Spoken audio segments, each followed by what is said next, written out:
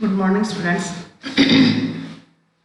हमने पढ़ा था चालकों के लिए कि ताप बढ़ाने पर प्रतिरोध और प्रतिरोधकता किस प्रकार से बढ़ जाती है।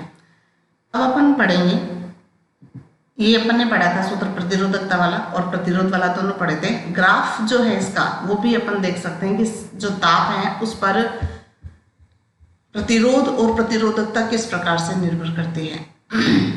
ताप बढ़ाने पर जैसे जो इनिशियल टेम्परेचर है, जो प्रारंभिक ताप है, उस पर जो प्रतिरोध है उसका वो एक निश्चित है जिसको अपन R0 और प्रतिरोधकता उसकी अपन ρ0 ले सकते हैं।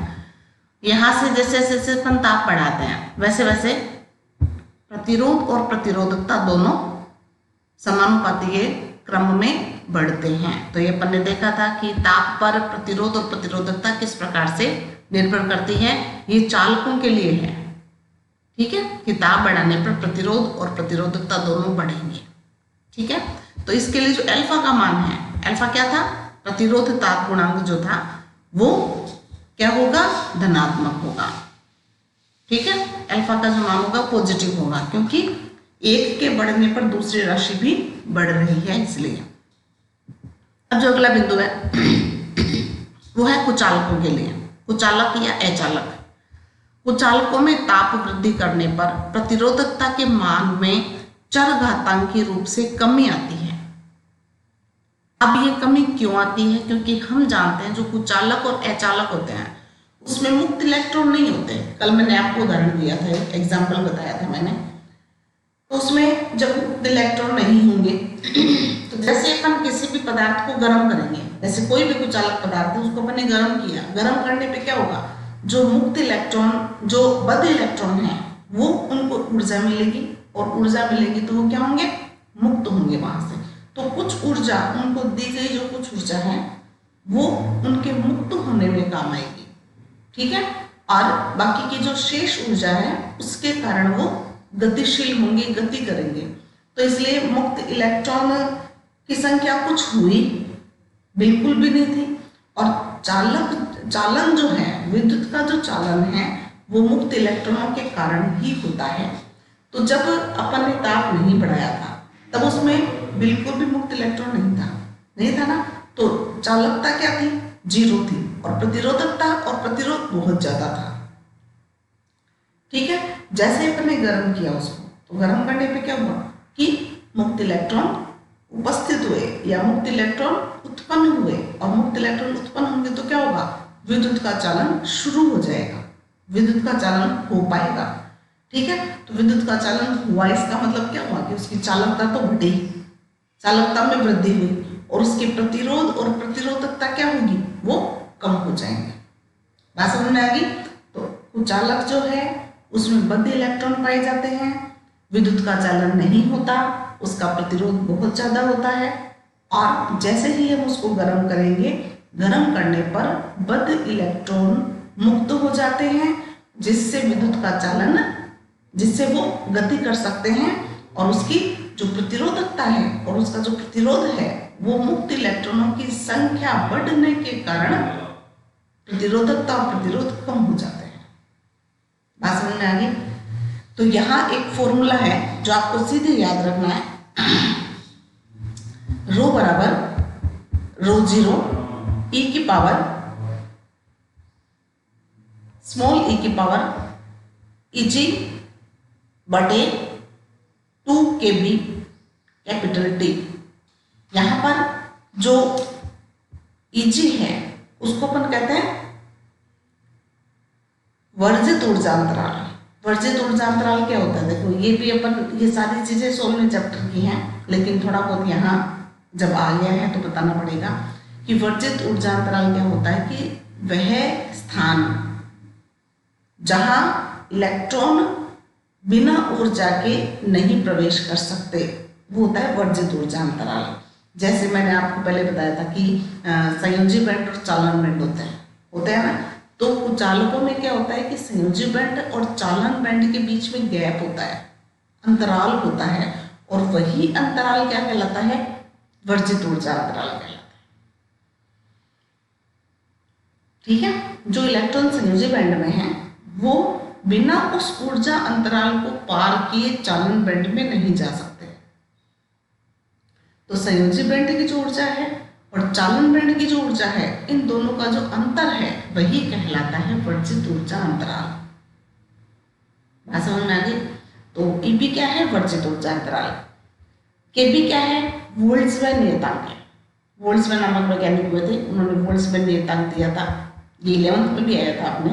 1.38 × 10⁻23, ठीक है। और टी है परम ताप। टी यहाँ पर क्या है? परम ताप, टेम्परेचर। ρ0 और ये प्रारंभिक ताप जो T0 पर जो प्रतिरोधकता है वो ρ0 है, और किसी समय किसी ताप T पर जो प्रतिरोधकता है वो है ρ।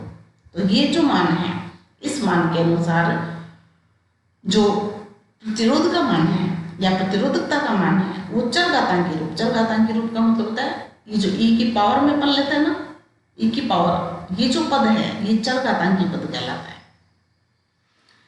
एक्सपोनेंशियल टर्म, एक्सपोनेंशियल टर्म में e की पावर x, e की पावर 2x या e की पावर थीटा, e की पावर 2 थीटा, ये जो e की पावर में जो चीजें आती हैं, जो पद आते हैं, या जो ये पूरा पद जो है ये चरघातांकी पद कहलाता है।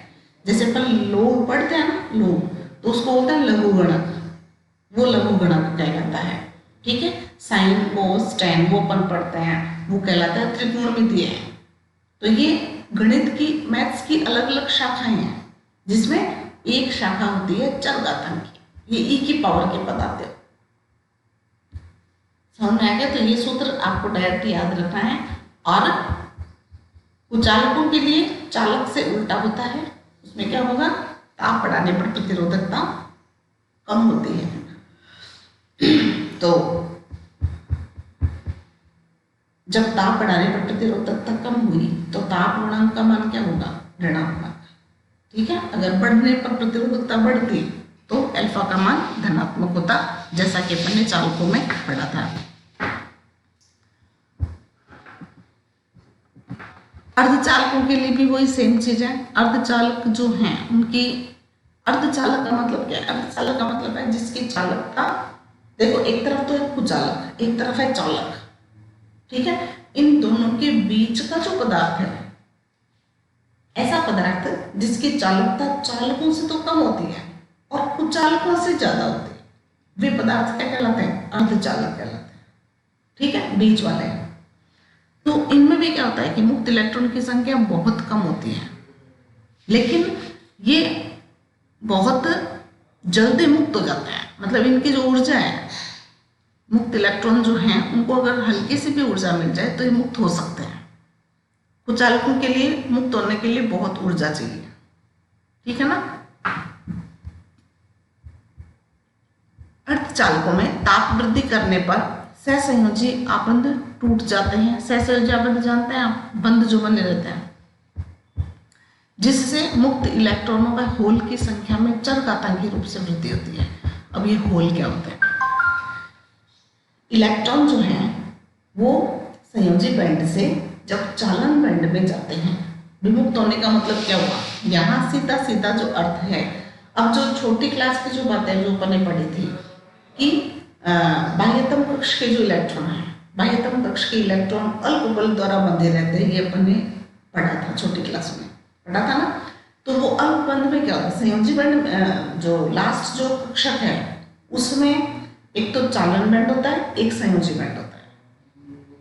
आउटर मोस्ट जो ऑर्बिटल है, सबसे बाह्यतम कक्ष जो है, उसमें चालन बैंड और संयोजी बैंड होते हैं, ठीक है। जो इलेक्ट्रॉन चालन बैंड में रहते हैं उनको अपन मुक्त इलेक्ट्रॉन कहते हैं, जो बैंड संयोजी बैंड में रहते हैं उनको अपन बद्ध इलेक्ट्रॉन कहते हैं। लेकिन वो मुक्त हो सकते हैं, उनको मैंने अभी भी बताया था वर्जित ऊर्जा अंतराल। तो अगर उन इलेक्ट्रॉनों को वर्जित ऊर्जा अंतराल के बराबर अगर ऊर्जा मिल जाए तो वो ऊर्जा ग्रहण करके संयोजी बैंड से चालन बैंड में चले जाते हैं, ठीक है। चालन बैंड की ऊर्जा ज्यादा होती है, संयोजी बैंड की ऊर्जा कम होती है। बात समझ में आ गई? तो यहाँ पर जब कोई भी इलेक्ट्रॉन संयोजी बैंड से चालन बैंड में जाएगा, जैसे मान लो 2 इलेक्ट्रॉन गए, वो इलेक्ट्रॉन बाह्यतम कक्ष में थे, किसी भी परमाणु के बाह्यतम कक्ष में वो इलेक्ट्रॉन थे, ठीक है, और उनको हमने जब गर्म किया, उसको जब टेम्परेचर में वृद्धि की, अपन ने ताप में वृद्धि की, तब क्या हुआ कि वो जो इलेक्ट्रॉन है जो संयोजी कक्षक में थे, मान लो अपन उनकी संख्या 2 लेते हैं, वो 2 इलेक्ट्रॉन संयोजी बैंड से किस में गए, चालन बैंड में गए। तो जब चालन बैंड में गए तो संयोजी बैंड में उनकी जगह खाली रह जाती है, उनका स्थान रिक्त रह जाता है, ठीक है, और उसी रिक्त स्थान को, उसी खाली जगह को अपन क्या कहते हैं, होल। बात समझ में आ गई?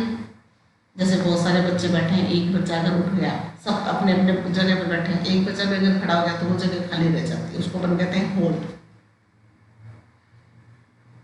ठीक है ना। अब इलेक्ट्रॉन पर कौन सा चार्ज होता है, नेगेटिव चार्ज, नेगेटिव चार्ज होता है ना।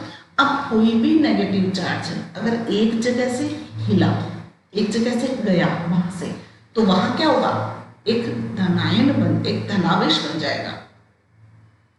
तो हम जो इलेक्ट्रॉन है उस पर तो माइनस आवेश होता ही है, होल जो है उस पर अपन धनायन मानते हैं, ये प्लस का माना जाता है। किसका माना जाता है, प्लस का माना जाता है। ये माइनस का है तो ये प्लस का होगा, क्योंकि वहां से माइनस उठकर आया है, तो वहां क्या बन जाएगा, प्लस बन जाएगा, ठीक है। तो जो अर्धचालक हैं उसकी जब ताप में वृद्धि करते हैं तो सहसंयोजी बंधन टूट जाते हैं और इलेक्ट्रॉन क्या होंगे, संयोजी बैंड से किस में चले जाएंगे, चालन बैंड में चले जाएंगे, और अपनी जगह वहां खाली कर देंगे। खाली कर देंगे तो वहां क्या बन जाएगा, होल बन जाएगा। जितने इलेक्ट्रॉन संयोजी बैंड से चालन बैंड में गए हैं उतने ही होल बनेंगे। उनकी संख्या अगर 3 है तो होल भी कितने बनेंगे, 3 बनेंगे। अगर 4 इलेक्ट्रॉन गए हैं तो होल कितने बनेंगे, 4 बनेंगे। बात समझ आ गई? तो ये आप ध्यान रखना कि मुक्त इलेक्ट्रॉन और होल एक युग्म के रूप में उत्पन्न होते हैं, एक जोड़े के रूप में उत्पन्न होते हैं। अगर एक इलेक्ट्रॉन मुक्त हुआ है तो एक होल बनेगा, 2 इलेक्ट्रॉन मुक्त हुए हैं तो 2 होल बनेंगे। बात समझ में आ गई? अगर सब अपनी जगह व्यवस्थित है तो यहाँ पर मुक्त इलेक्ट्रॉन व होल की संख्या चरघाता के रूप से बढ़ती है, क्योंकि इलेक्ट्रॉन जो है वो बंध तोड़कर और चालन बैंड में चले जाते हैं। तो क्या होगा, उनकी चालकता बढ़ जाती है। जब चालकता बढ़ जाएगी तो निश्चित रूप से क्या होगा, प्रतिरोधकता कम हो जाती है, क्योंकि प्रतिरोधकता चालकता एक दूसरे के व्युत्क्रम होते हैं। तो ये क्लियर हो गया। तो यहाँ जो ग्राफ आएगा, देखो ये वाला ग्राफ अर्धचालकों के लिए और कुचालकों के लिए, दोनों के लिए, कुचालक और अर्धचालक। क्यों? क्योंकि जैसे जैसे अपन ताप बढ़ा रहे हैं वैसे वैसे प्रतिरोधकता का मान क्या हो रहा है, कम हो रहा है। ताप बढ़ाने पर प्रतिरोधकता क्या हो जाएगी, कम हो जाएगी। तो अल्फा का मान इसके लिए भी क्या होगा, ऋणात्मक होगा। तो अल्फा का जो मान है, ताप गुणांक जो है, प्रतिरोध और प्रतिरोधकता का जो ताप गुणांक है, चालकों के लिए धनात्मक और अर्धचालक और कुचालकों के लिए ऋणात्मक होता है। ये छोटे छोटे प्रश्न हैं जो आपको ध्यान रखना है, ठीक है। तो ये क्लियर हो गया। अब अपन पढ़ते हैं अतिचालक, जो चौथे प्रकार का पदार्थ है। चालक, अर्धचालक, कुचालक और पता है अतिचालक, सुपर कंडक्टिविटी जिसको अपन बोलते हैं। अतिचालक, जैसा कि शब्द से ही पता चल रहा है, अति मतलब बहुत, जिसकी चालकता बहुत ज्यादा होती है उसको अपन कहते हैं अतिचालक पदार्थ, ठीक है। तो इसके बारे में अभी भी कार्य चल रहा है, खोज जारी है, इतना ये डेवलप नहीं हुआ है। अतिचालकता के बारे में बहुत ज्यादा कुछ अभी पता नहीं है, लेकिन हालांकि खोज तो हर क्षेत्र में होती रहती है, लेकिन अभी जो है वो अतिचालकता पर कार्य हो रहा है। और इसकी जो चालकता होती है वो बहुत ज्यादा होती है। तो यहाँ पर इसको अपन परिभाषित कैसे करेंगे, चालकों में ताप वृद्धि करने पर प्रतिरोधकता में वृद्धि होती है, ये अपन पढ़ चुके हैं। अर्थात जब देखो यहाँ पर ताप जब बढ़ाएंगे तो प्रतिरोध बढ़ रहा है, इसका मतलब ताप कम करने पर प्रतिरोधकता कम होनी चाहिए। ये बात है ना, एक चीज के बढ़ने पर दूसरी बढ़ रही है, तो एक चीज के कम करने पर दूसरी कम होनी चाहिए। तो ताप में अगर अपन कमी करेंगे तो प्रतिरोध और प्रतिरोधकता दोनों क्या होने चाहिए, कम होने चाहिए, ठीक है।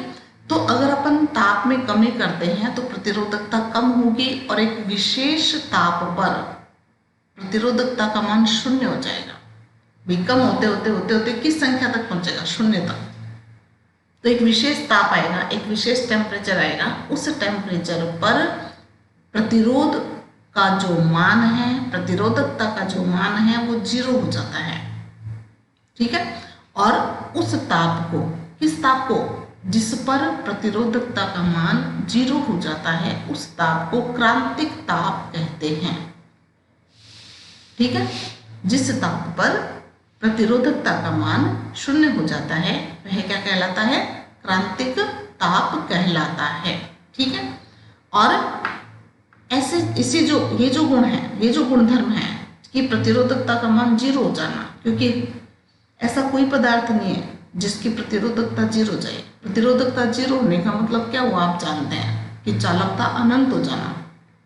ये बात है ना, क्योंकि एक दूसरे के रिवर्स हैं दोनों, है ना। तो चालकता अनंत हो जाना मतलब बहुत ज्यादा हो जाना।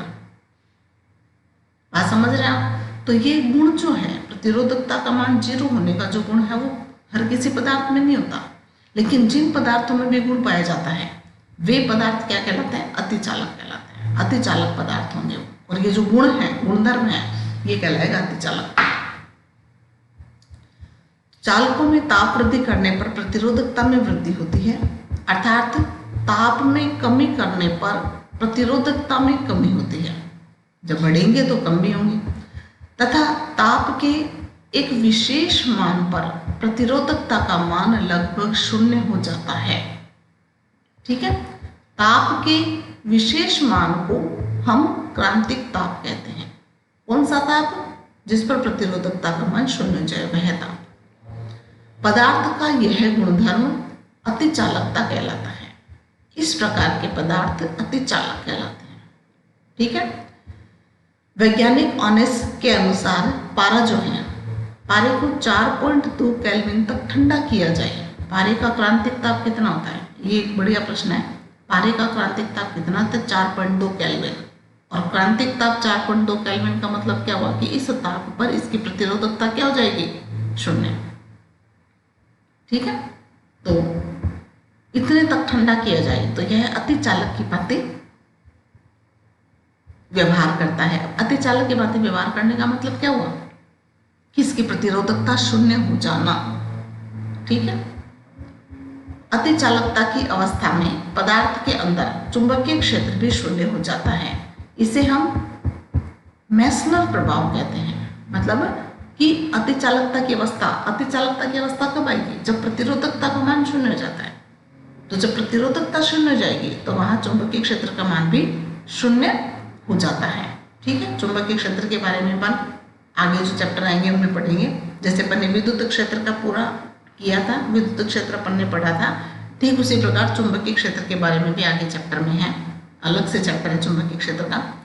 तो अगर प्रतिरोधकता का मान 0 हो जाएगा तो उसके लिए चुंबकीय क्षेत्र का मान भी 0 हो जाता है। तो ये जो प्रभाव है ये कहलाता है मेसनर प्रभाव। अब ये प्रतिरोधकता ताप गुणांक दे रखा है।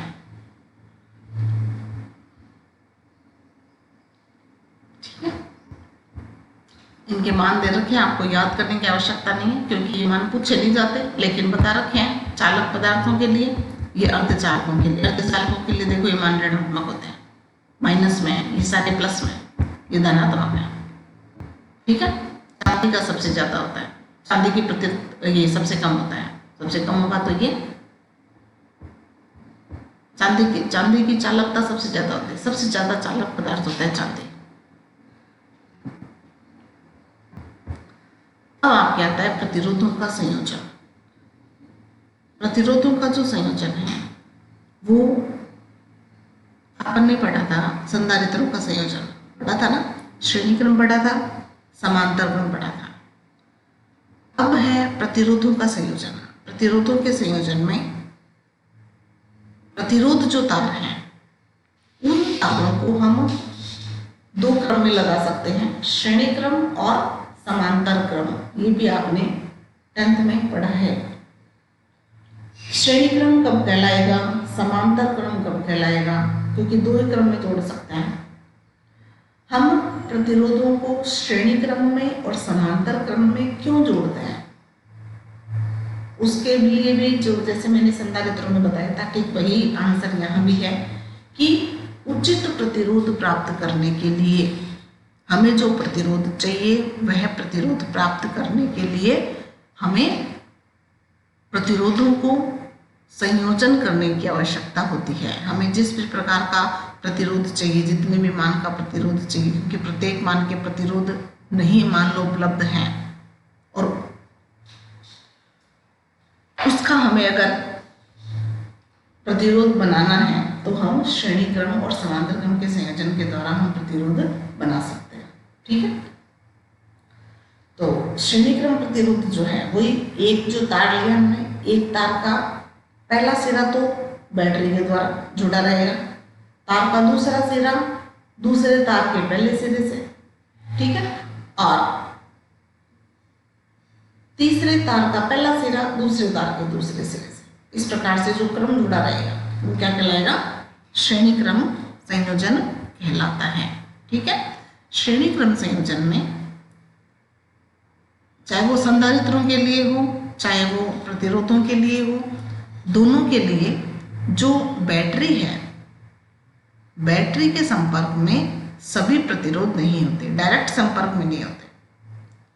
जो अपन सेल लगाते हैं उस सेल के संपर्क में डायरेक्ट नहीं होते हैं प्रत्येक तार, प्रत्येक जो प्रतिरोध तार है या संधारित्र है, वो दोनों जो किनारे वाले जो इधर फर्स्ट और लास्ट जो तार है वो ही केवल बैटरी के संपर्क में रहते हैं।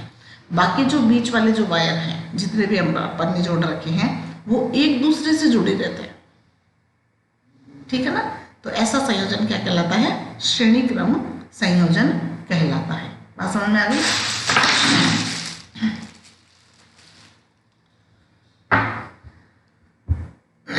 भिन्न भिन्न प्रतिरोधों के लिए भिन्न भिन्न प्रतिरोध की आवश्यकता होती है।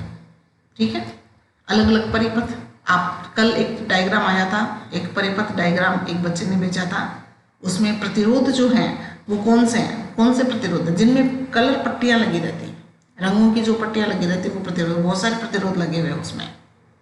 ठीक है ना, मैंने जो कल डायग्राम दिखाया था, कल जो मैंने ये दिखाया था ये जो सर्किट दिखाया था, इसमें ये जो ग्रीन वाले हैं, ये ग्रीन वाले हैं वो क्या है, प्रतिरोध है। ठीक है ना, ये ग्रीन वाले प्रतिरोध है, लेकिन उसमें कोई जरूरी नहीं है कि यहाँ ग्रीन कलर ही हो, पीले वाले भी हो सकते हैं, पीला कलर हो सकता है या कि कोई भी और कलर हो सकता है। ये तो ऊपर कवर किया हुआ है इसको, ठीक है ना, कवर इसलिए किया हुआ है कि काले रंग पे वो पट्टियां दिखाई नहीं देती। कार्बन काले रंग का होता है ना, तो काले रंग के कार्बन के ऊपर अलग अलग रंगों की, हल्के रंगों का कलर कर देता है, जिससे उसके ऊपर पट्टियां अगर बनाए तो वो समझ में आए कि कौन सा कलर है। ठीक है ना, तो ये ऊपर जो ग्रीन कलर लगा रखा है उसकी जगह कोई सा भी कलर हो सकता है, लेकिन प्रतिरोध वो होगा, प्रतिरोध कार्बन प्रतिरोध जिसके ऊपर पट्टियां लगी हैं, कलर की पट्टियां लगी हैं, वो सभी प्रतिरोध था। तो अलग अलग सर्किट बनते हैं, जैसे मान लो ये मैंने कल आपको बताया था चार्जर का है। ठीक है, बल्ब के अंदर भी ऐसा प्रतिरोध बना हुआ होता है, या जो इलेक्ट्रिक जितने भी रिमोट वाले जो खिलौने हैं उन सब में भी बना रहता है। तो जितने भी सर्किट बनते हैं, परिपथ बनते हैं, उन परिपथ में अलग अलग प्रतिरोध की आवश्यकता होती है। तो अलग अलग प्रतिरोध की आवश्यकता होती है, तो उनके अनुसार हम उनका संयोजन भी कर सकते हैं। अतः इच्छित प्रतिरोध प्राप्त करने के लिए प्रतिरोधों को परस्पर जोड़ दिया जाता है, जिसे हम प्रतिरोधों का संयोजन कहते हैं। ठीक है, संयोजन दो प्रकार का होता है, श्रेणी क्रम और समांतर क्रम। प्रतिरोधों का वह क्रम, पहला है प्रतिरोधों का श्रेणी क्रम। प्रतिरोधों का वह क्रम जिसमें प्रत्येक प्रतिरोध से प्रवाहित धारा का मान समान होता है, श्रेणी क्रम संयोजन कहलाता है। धारा का मान समान होता है। देखो इसमें मैंने वहाँ भी आपको ये बात बताई थी, वहाँ भी दो बातें आई थी। वहाँ हमारे पास में आवेश था और हमारे पास में विभवांतर था। ठीक है ना, एक जो अपन ने श्रेणी क्रम पढ़ा था, श्रेणी क्रम संधारित्रों में विभवांतर और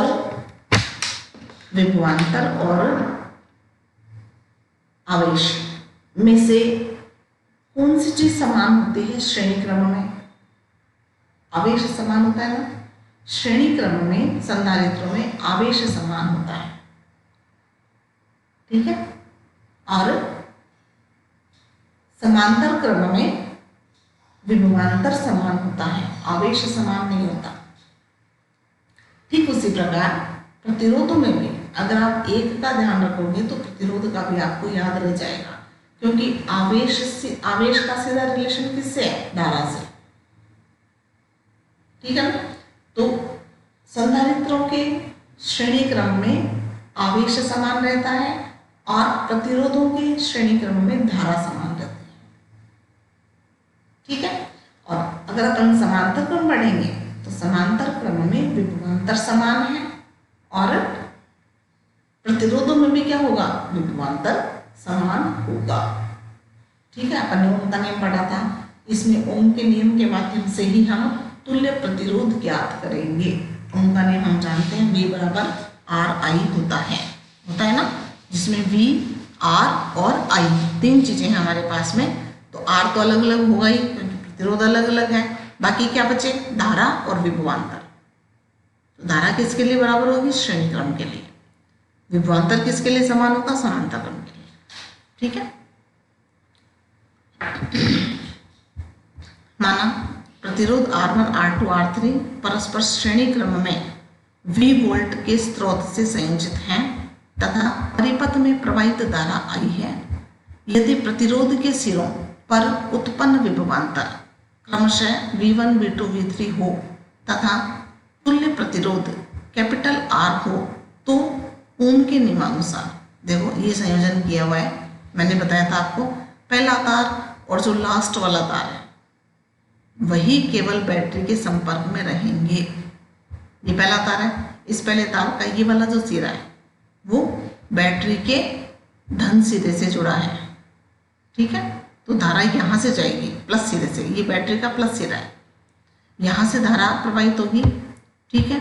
जो धारा इस प्रतिरोध में से जाएगी वही धारा इस वाले प्रतिरोध में से भी जाएगी और वही धारा इस वाले प्रतिरोध में से भी जाएगी।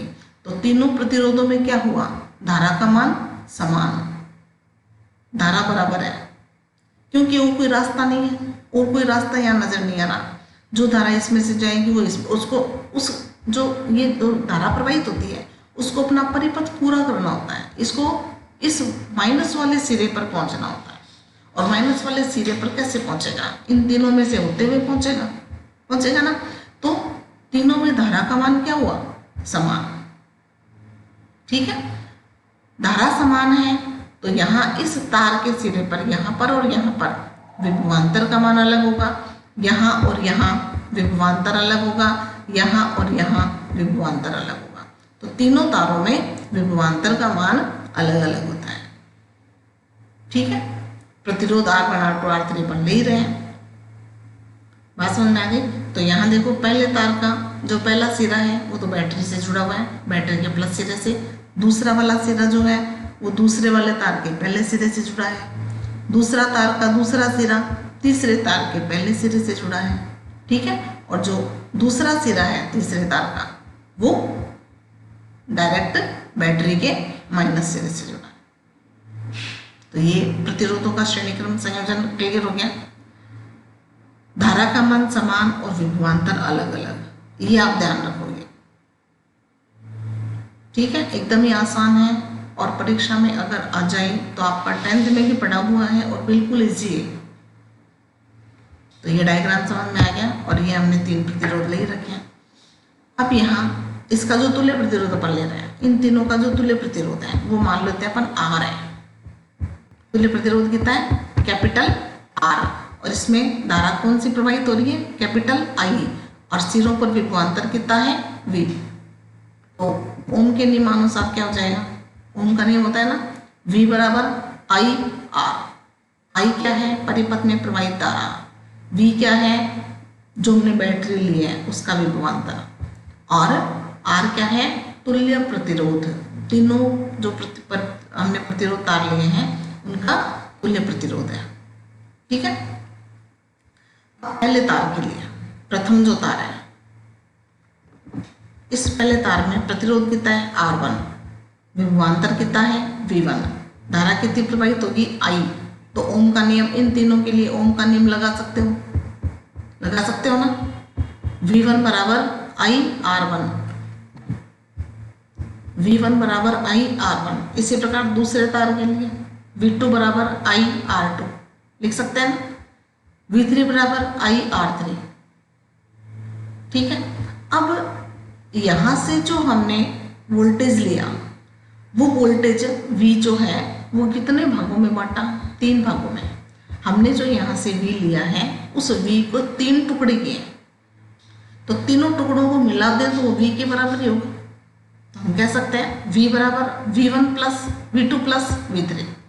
अगर सपोज मान लो ये 6 है, तो 6 को 3 भागों में बांटेंगे, किसी भी प्रकार बांट सकते हैं, 1, 2 और 3। ये मान लो 3 वोल्ट है, ये मान लो 2 वोल्ट है, ये मान लो 1 वोल्ट है, टोटल कितना हो गया 6 वोल्ट। तो ये बैटरी कितने की होगी 6 वोल्ट की। ये ध्यान रखोगे आप, इसके जो न्यूमेरिकल आते हैं उसमें भी आप याद रखोगे। लास्ट में जब आप रिजल्ट निकालते हो तो उसमें ये होना चाहिए कि जितने वोल्ट की अपन ने बैटरी ले रखी है 12 वोल्ट की मान लो, तो 12 को 3 भागों में बांटेंगे। ठीक है, प्रतिरोधों के अनुसार उनके जो विभाजन होंगे वो हो जाएंगे। बात समझ में आ गई सबके। तो V बराबर क्या होगा, V1 plus V2 plus V3। तो ये जो बैटरी की जो वोल्टता है वो तीनों तारों के सिरों पर वोल्टता के बराबर होती है, योग के बराबर होती है। तो V1 plus V2 plus V3, इन चारों के मान जो हैं वो हम यहाँ लिख देंगे।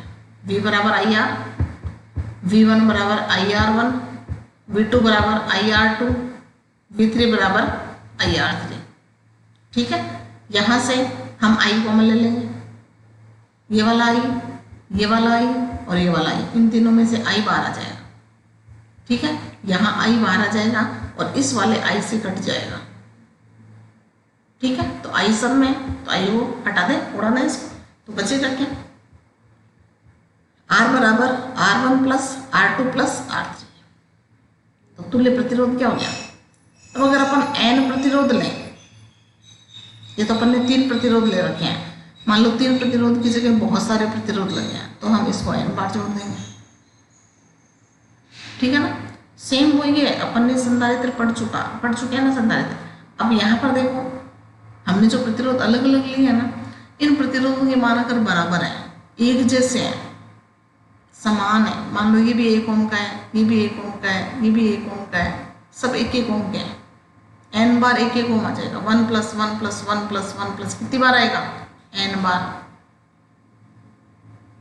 ठीक है ना, तो क्या हो जाएगा, N गुणा 1 हो जाएगा ना, N गुणा 1। जैसे मान लो 1 प्लस 1 2, 1 प्लस 1 प्लस 1 3, 3 बार जोड़ा तो 3 आ गया, 4 बार जोड़ेंगे तो 4 आ जाएगा, 5 बार जोड़ेंगे तो 5 आ जाएगा, N बार जोड़ा तो क्या आ जाएगा, N आ जाएगा। ठीक है ना, तो इसको अपन मान लेते हैं, मान लो R डैश। हमने जो प्रतिरोध तार लिए हैं उनका प्रतिरोध मान लो R डैश है, कोई भी संख्या ले सकते हो आप, R डैश अपन मान लेते हैं। तो ये भी R डैश है, ये भी R डैश है, ये भी R डैश है, सभी प्रतिरोध एक जैसे हैं, एक समान है। तो एक समान प्रतिरोधों के लिए इसको कितनी बार जोड़ेंगे, N बार। तो इनका टोटल क्या आ जाएगा, NR डैश आ जाएगा ना, क्या आ जाएगा, NR डैश। तो R बराबर तुल्य प्रतिरोध बराबर जितने प्रतिरोधों की संख्या है वो गुणा एक प्रतिरोध का प्रतिरोध, NR डैश। समझ में आ गया। तो यहाँ पर जो इसको अपन यहाँ लिख सकते हैं, तुल्य प्रतिरोध इस समीकरण से स्पष्ट है कि श्रेणी क्रम का जो तुल्य प्रतिरोध है वो श्रेणी क्रम में जुड़े प्रत्येक प्रतिरोध के योग के बराबर होता है। ठीक है, स्पष्ट है कि प्रतिरोधों के श्रेणी संयोजन में तुल्य प्रतिरोध का मान कैपिटल R जो बराबर है वो प्रत्येक प्रतिरोध के योगफल के तुल्य होता है। इसे हम प्रतिरोधों के श्रेणी संयोजन का नियम कहते हैं। श्रेणी संयोजन का नियम है कि तुल्य प्रतिरोध का मान सभी प्रतिरोधों के योग के बराबर होता है। मान लो हमने लिया 1 ओम का, एक लिया 2 ओम का, एक लिया 3 ओम का, तो 1 + 2 + 3 कितने हो जाएंगे? 6 ओम।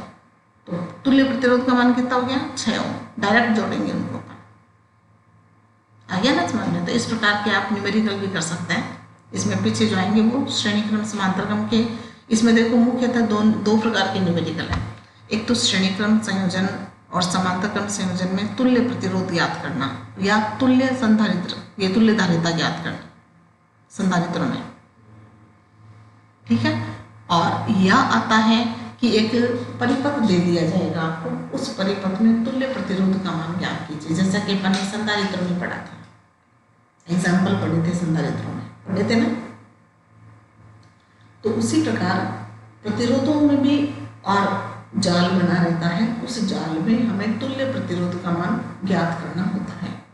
तो जैसा तरीका मैंने उसमें बताया था, ठीक वैसा ही इसमें भी होता है कि आपको ए सिरे से चलना है और जितने भी मार्ग आए उन मार्ग से होते हुए बी तक पहुंचना है, ठीक है। तो पता चल जाएगा कि कौन सा प्रतिरोध श्रेणी क्रम में है और कौन सा प्रतिरोध समांतर क्रम में है। अब है आपका, यहाँ पर देखो आप ये चीज लिख सकते हो, एक मैं यहाँ पर बता दूं, यहाँ पर मैं लिख देती हूँ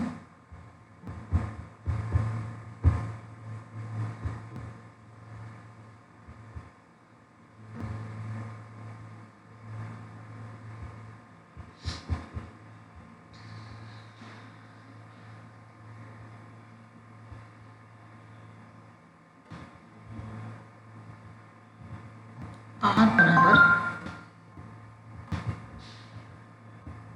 R' प्लस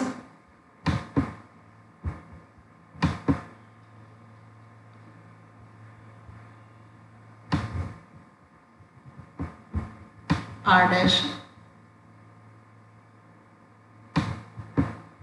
प्लस R' कितनी बार है?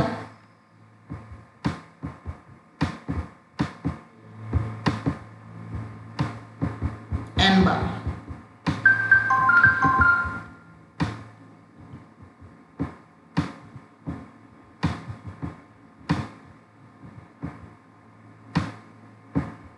तो यहां आ जाएगा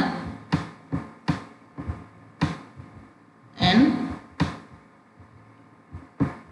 R', तुल्य प्रतिरोध का मान कितना जाएगा? n R', ठीक है। तो यहाँ पर आप ये ध्यान रखें, यहाँ का जो ये पेन है वो आउट ऑफ कंट्रोल है, ठीक है।